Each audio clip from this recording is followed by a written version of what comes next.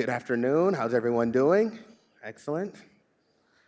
It's been a pretty long day for everyone, I bet. A lot of intake, a lot of stuff. So we're just going to have a very relaxed conversation about what we've been seeing, what did we learn, those types of things. I think I just want to start off by, like I said, it's been a very long day, a lot of intake. I've done a couple of panels back in the back panel room. Been doing a bunch of talks, chatting with everyone. Just starting with you, Mallory, what's one of the things that you've kind of learned from the day? What's stuck with you? What's like a key insight that you've kind of drawn from today? I think the really amazing thing is that people are really taking platform engineering so seriously now as a practice, and it is so ingrained inside of the day-to-day compared to a couple years ago where people were like, isn't that just DevOps? And then they got mad at the DevOps is dead shirt, but now they're getting it. They're getting that it is this very human-centric practice. And with the speed at which AI is coming into it too, and the conversations that are happening are really healthy because they are also conversations about that human experience too, which is amazing to see. Mm-hmm. Todd, anything that stuck with you? A lot of the conversations that I had today were people struggling with the same problems, right? So the platform teams have historically serviced engineers, developers, and now they're struggling in the AI era how to service agents in a similar manner. What information, context an agent needs, what sorts of guardrails, and just pure visibility for it. So very interesting to hear that people are at a similar inflection point. Awesome. Ovid. I'd have to say I definitely saw a huge uptick in how people look at governance and the inevitability of the ADP and the fact that this is going to be something that we really need to figure out how to embrace and do well and take good care of and govern it rather than trying to fight it and preserve what we've had in the past. I think I heard the word AI a million times today, and sometimes too much, but it's really great to see how people are focused on how am I going to work in this world versus how am I going to resist it. And it's interesting to think about that kind of like progression, the transition. Mallory, you mentioned that a couple years ago, it was the conflation with DevOps. I know last year when I was on stage, both in London and here, there was a lot of talk about the maturing of the practice, and now we've kind of got the future state. What do you all see platform engineering, either with AI or without AI, being at right now? I think it's the standard, which is amazing to see the speed at which that has happened. The way that all of a sudden people are seeing this is the way to approach taking something complex and making it easier to interact with and also valuable to not just engineers, but anybody in an organization. It's about taking engineering and making it important outside of just these are the people that build a product and ship it to our end customer. These are the people delivering value. And I think that is really the maturity we're at now. And I think there's an element to that of the democratization across the organization, which is really cool to see. Now it's not just developers that are utilizing the platforms, but it's also FinOps teams, security teams, and everyone in between, which is really neat to see. Yeah, last year at PlatformCon, I can't remember who talked about it, about the pioneers building the first cities and then the platform engineers really setting the roads out, making it possible for engineers to put out great applications and just make everyone's lives easier. So I don't think it changes now or in the future. It's really about cultivating these cities, building on top of them, and continuing to make it easier and easier for everybody who needs to consume to be able to consume on top of them. And Ovid, you mentioned the future right there. I know that the clients that I'm talking to at ThoughtWorks are now struggling with, okay, I actually think I've got platform engineering down, but AI and some of these other things feel like disruptors. Do you think that that's going to change the future of platform engineering at all? How should we be embracing those things from a platform engineering perspective? What do you think that future state kind of looks like? Yeah, I mean, it's a difficult question to answer, but if I were to look into the future and think about platform engineering with AI, you're kind of shifting into a world where the infrastructure is, the cloud infrastructure is really a set of data that is, it's a set of data that should have the context and the ontology so that the AI can reason over it, so that the cloud can control itself, so that the infrastructure can ultimately make decisions on itself, so that the platform teams don't have to continuously try to figure out in the middle of the night at 2 a.m., who owns this service and where is the service? So what service do I own? These should be things that the data is continuously reasoning over and acting on, and I think that's really where platform heads towards. Todd, what do you think? The future of platform engineering? So I think a lot of it in the next couple of years is going to be dialing back. Their PR throughput has exploded and gone through the roof. We've created a ton of tech decks, so the platform teams will be focusing again on the fundamentals, much as we created the context and the guardrails for engineers. So too will we have to do that with agents and ensure that people are doing things in a safe and sanctioned way.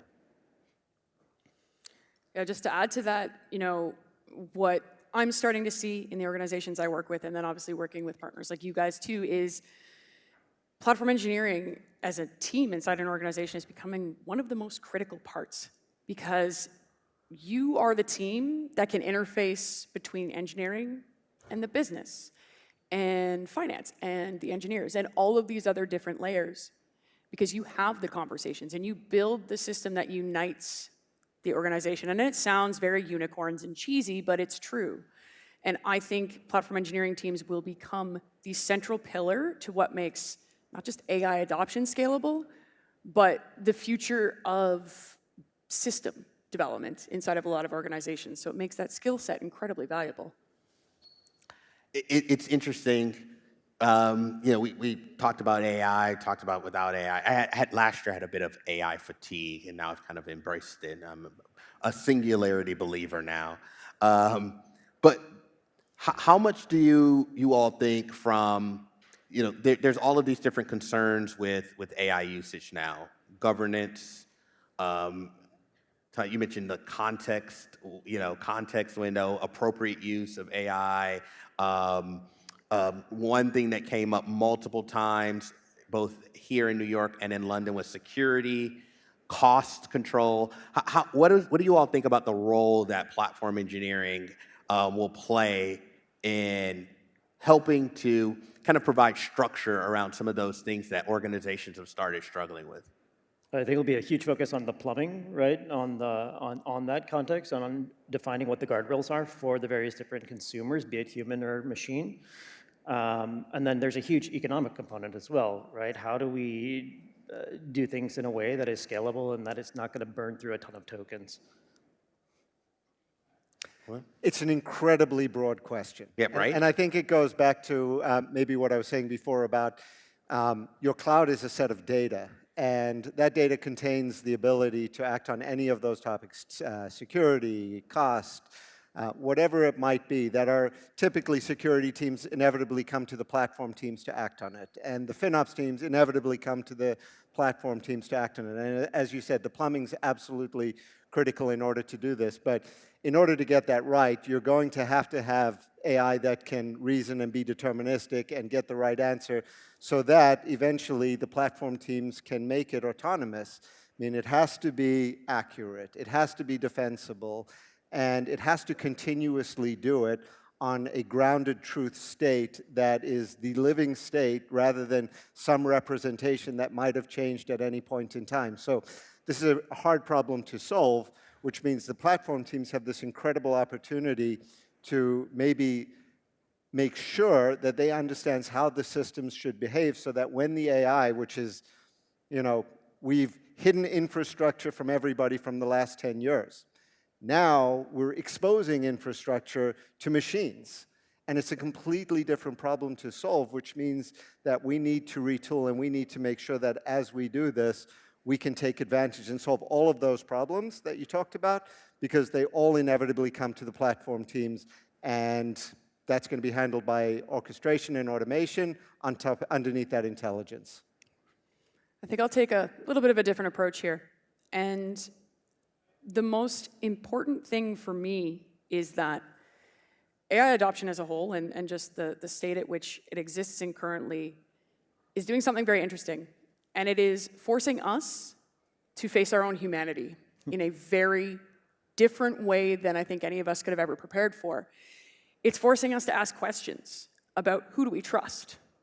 How do we show that we trust them? But also, how do we build in ways that if something happens, it's safe? Because all of these questions should be answered for people as much as they should also be answered for machines. And yes, the system has to look a little bit different around them, and you have to consider the speed at which an agent can work. But at the end of the day, and actually someone said it this morning beautifully, we can't even write a README for our repositories, let alone now writing agent.md. And that is the confronting of our own kind of human fallibility. I think that's quite interesting right now, and it's really been a fascinating topic all day to think about. That's an interesting one. I think what we're also starting to see, or what we will start to see, is companies looking at how much do we outsource critical thinking? Yep. How much are we going to delegate to an agent, or how much do we need to pull back so engineers don't lose the context and don't forget how to debug an application that has been fully AI generated? Yep. Yeah. When humans encounter something unexpected, they'll work around it. When an agent encounters it, it'll take it as truth. Yeah. So there has to be that intermediary, and you have to know the system. So platform engineers must be in the mix. Yeah. Because we've used this term, this word, context, a bit.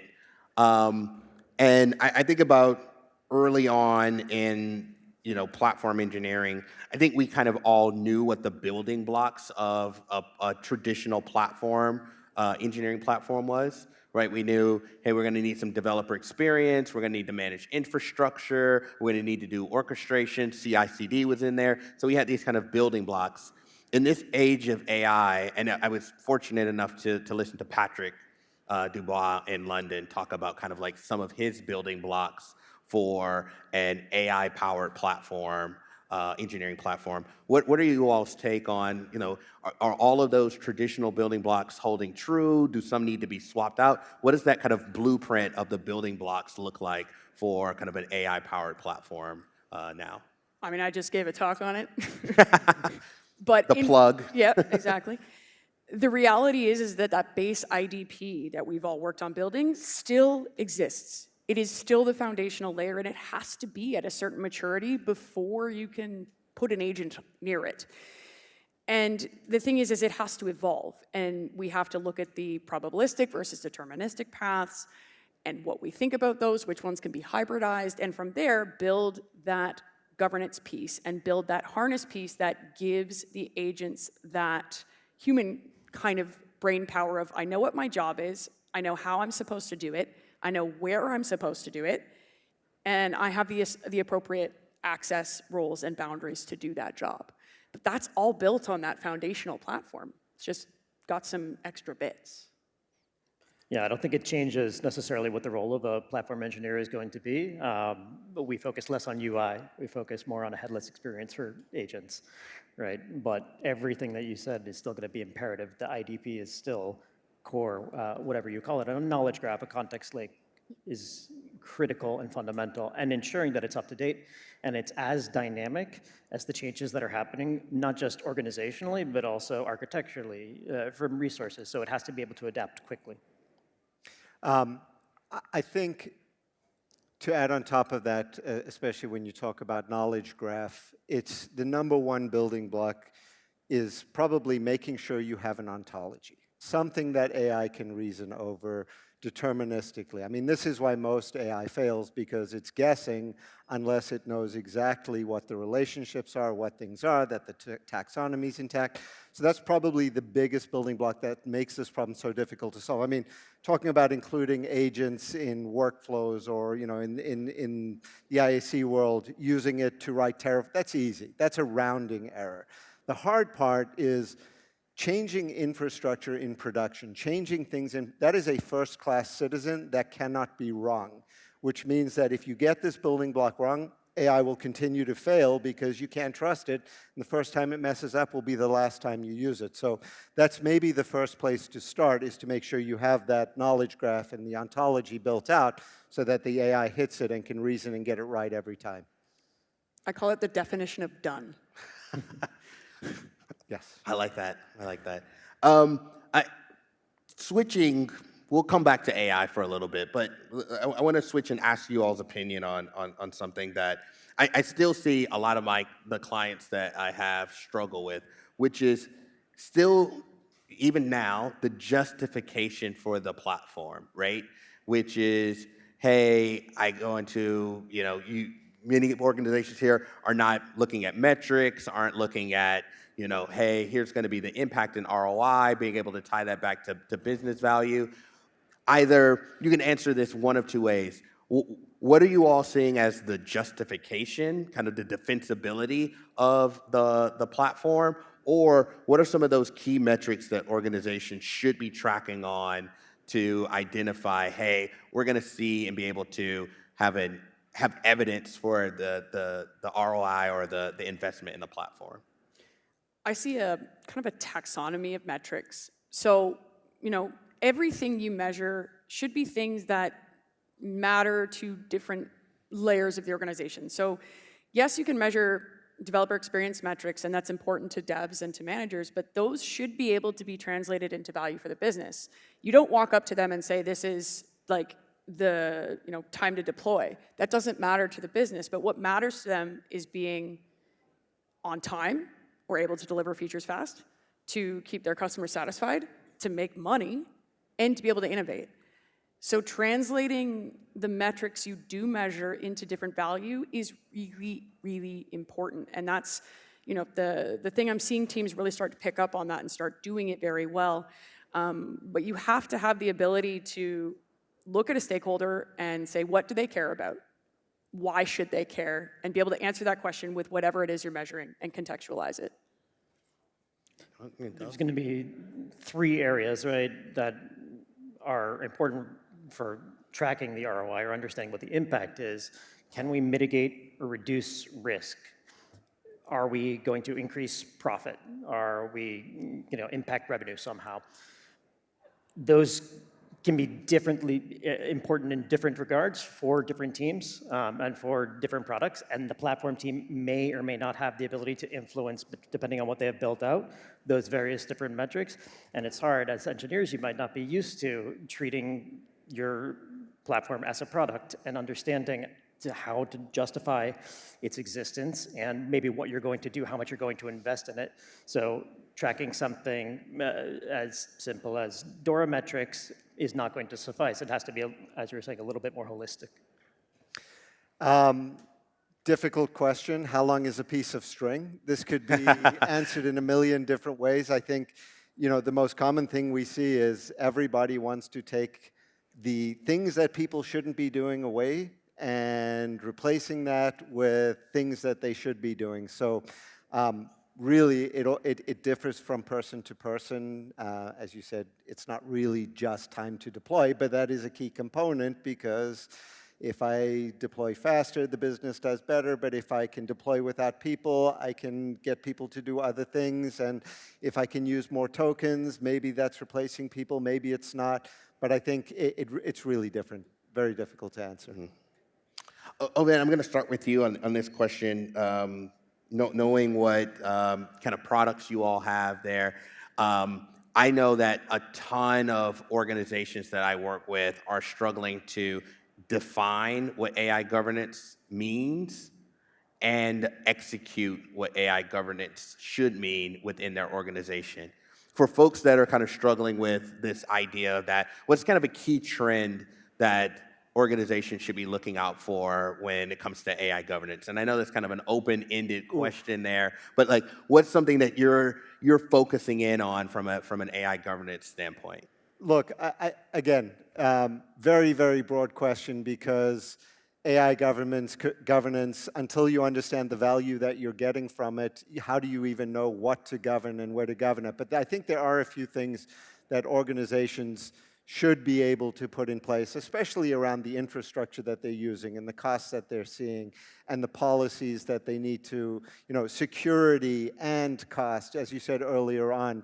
These are very difficult things to see. But again, there's things you can declare. How should my environment be? How should my cloud be? How should my infrastructure be? And you can do that based on policy. But the second it's out there, what is the state of my infrastructure? And that's a completely different question, because it can differ within seconds of what you actually declared. So everybody should have some policies applied to all of those, but they should have a way to measure that against their running environment continuously, because it can get out of control incredibly fast.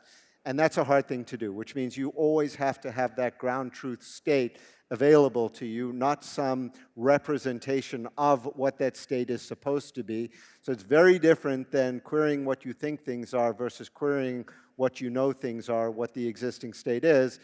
Continuously applying policy to that, which is incredibly hard, because then you bring in even more AI, which is thrown at your APIs and your tools and everything. So I think people should think about how they can continuously apply policy to their running state, not just looking at what's deviated from just what they declared. So what do I know, what do I don't know, and how do I control that? I think an interesting point too is after something has deviated, what are the consequences? Or how are we going to remediate it? Is it going to be some sort of self-healing system? Are we going to block this agent entirely from doing something that might be mission critical? And how do we move forward? But I like the idea of continuously measuring and having visibility into trends, because once you reach the green state, the 100% of I've met all of my standards from a compliance perspective or whatever it might be, it's not going to always be there. It's going to be. And once I know, how do I make sure that between knowing and reasoning and remediating, that I don't watch those 3 hops have this huge blast radius between 10 different tools? Yeah. So I have to figure out how to do this in cleanest ways possible. An interesting point to this too is, I'm going to use everyone's favorite word, context. Every environment has a different context for governance. And this is something to not forget. And I think we forget this all the time. We just think governance is this one big giant thing. No, it's different. Yeah. What happens in your lower environments isn't the same as production. And this is also how you scale governance, is you start in your basic kind of development environment, and you gradually, over time, scale up to production. Because you're going to learn things, you're going to make mistakes, and you might as well do it somewhere where it's not going to impact your bottom line. And there's this kind of looming question with governance too. People get very stuck in the mindset that it is fairly static, but it's not. It's incredibly dynamic, and it changes with the needs of the organization every single day. So this is so much in the purview of a platform engineer to be on top of. Yeah. And it's your job to be proactive in governance. Particularly if we're talking about agents in the runtime environment, right? Anything in the runtime. Yeah, right. But agents in the runtime environment, I remember telling clients last year, no one's going to send the agent to jail, right? Well, I'm sure someone will find a way. Yeah, but that means that one of the things from a governance perspective that I think you all were touching on was, in that runtime environment or anywhere, the chain of custody, the identity of the agent, and being able to trace that back to say, hey, this particular thing did this thing, and having kind of handing off a decision doesn't work. Doesn't work. Yeah. And if the agent isn't reasoning against something that is deterministic, it's going to get it wrong, and you're going to fail. It can only work with the information it has in front of it. Yep. And it's not the ops guy at 3 a.m. that's looking at the logs and manually going through all the documentation. It has to have that. Todd, I want to ask a question about something that I've been seeing happen more and more, particularly for organizations that that started with an IDP, a developer portal, in this particular instance. What, and this is for everyone, but I'm going to start with Todd. What are you seeing from a trend perspective as I've noticed that I'm using kind of my IDE and my IDPs a little bit less. I'm using a lot more TUIs, a lot more terminal interfaces. How do you think, from a developer experience standpoint, is the addition of AI kind of affecting platform engineers' ability to get the right context, the right information in the hands of developers so that they can build the right thing? It's becoming increasingly important to meet the developers, as you said, where they are, right? They want to live in the terminal. They want to live in the IDE. They don't necessarily want to log into a portal or have yet another UI to manage and to potentially learn. And they want to also be able to involve their agents. So we're seeing that at Port tremendously, that the IDP is now kind of evolving into kind of an AI, SDLC, set of tools for the humans and the agents that they're building to utilize wherever they need to. So it's super important that they can pull all that context in a way that is safe, in a way that is structured, rather than just hitting 50 different MCPs to kind of glean information or brute force an answer for whatever it is they're trying to do. You're going to have to repeat the question. No, I couldn't hear him. No worries. Actually, we're kind of close to time. I want to ask one last question with the limited time that we have left. Again, I think that organizations are drowning in kind of like a sea of information, decisions. There's a bit of AI fatigue now. They're not getting it. What's like one key thing, if folks in the room now left the room, that you would tell them to do day one right now to just make their organization a bit more platform and AI ready? I think the biggest metric that people are missing out on is time to know. And because AI is accelerating development, it's going to put so much stress on the systems that we're working on, that there's going to be so many changes. I mean, we think of drift as something you can easily detect after something you know has changed. But drift is drift from any state that I can be in. Drift is immediately after a CVE is released, I have drifted from a good state. How do I know that this has happened? Because MTTR is easy to fix something once I understand. Once I understand is after I know. So I think getting to the point where I know that I've drifted in this massive sea of FinOps, of security, of compliance, so that I can then shift it into the remediation incredibly fast. That first piece is maybe the one that everyone's missing, is that state of the environment as it is versus what I think it should be. And if we can reduce time to know, that's the thing that's going to save us as things go haywire. Great metric. Things are changing more quickly, so I really like that, the reduction of time to know, and how do we start to measure that is going to be imperative. Can you repeat the question?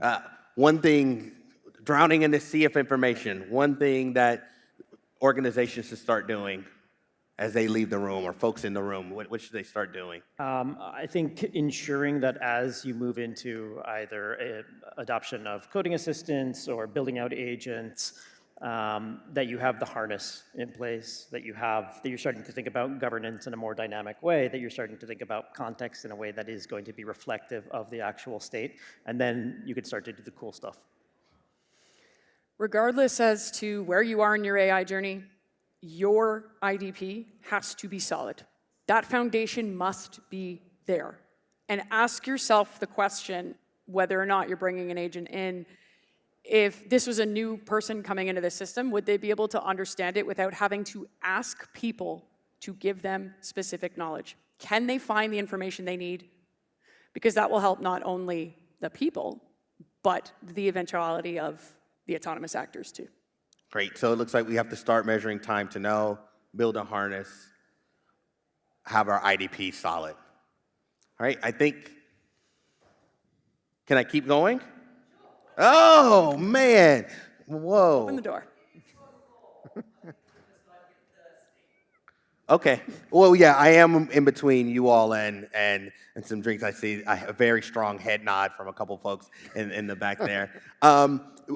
Last question. It's something that I'm struggling with. You mentioned the harness piece there.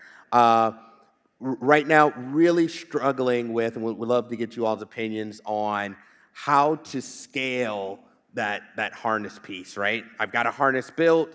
2 developers are using it. There's 40 other in the organization, 400 more, 4,000 more. What do you all feel like are some of those techniques to like actually drive some of that AI adoption via the platform? The same way we've always done it. MVP, first stage production readiness, and scale from there. Start small, prove the value, and then grow it. Don't just run at it head on. Right, whether it be a subset of users or a specific set of user stories that's going to have a broad impact against the majority of who your customers might be. Yeah, 100%. Prove it. Make my life easier, and I'll use it. Perfect. All right, we'll let you all get to it. It was a pleasure talking to you all. I learned a lot. Thank you, Zachary.